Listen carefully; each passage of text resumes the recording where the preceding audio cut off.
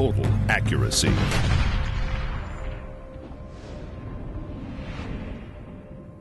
We elected to go to a Dropout magazine. A Dropout magazine that we made very user-friendly by attaching the magazine latch to the magazine, and it's attached to the front of the magazine, so as for when the user is grabbing his magazine out of the rifle, the magazine can only fall in his hand. His hand is on the bottom of the magazine when it comes out. By having this button, the release button on the magazine, you'll notice that the ergonomics are optimized. Your hand doesn't go from the button to grabbing the magazine. It's all at once. You get it all at once. Both the aesthetics as well as the function of this magazine is the best in the business right now, truly the best there is. Starting with a hard composite material that's very indestructible, completely weather resistant. Just how it fits with the gun. You notice the one-piece bottom metal that wraps completely up the sides. It's very smooth. This contributes to the low profile of the rifle. Very, very sleek. The magazine release, how you get the magazine out, is very intuitive. It's right here, so as you pull back on the lever, it falls out in your hand. Unlike other magazines where the lever is in different directions, etc., this one falls right out in your hand.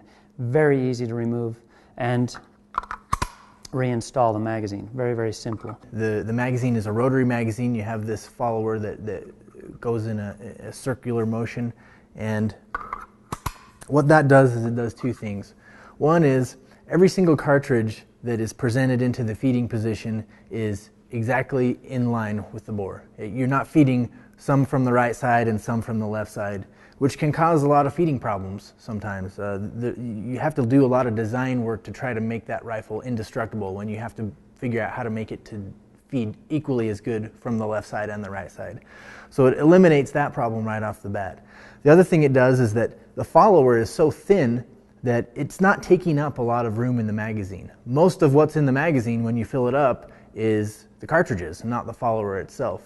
It's a rotary style magazine. This implies that you put your rounds in and they rotate around, and as they come out, it's a single feed. You have center feed lips, so as each round is fed into the chamber from the magazine, it doesn't have to shift and position and transition as it comes from the magazine into the chamber. It just feeds smoothly, straight in line with the bore, directly into your chamber from the magazine. Center feed, this is what you'll see common on pistols and a lot of highly reliable arms.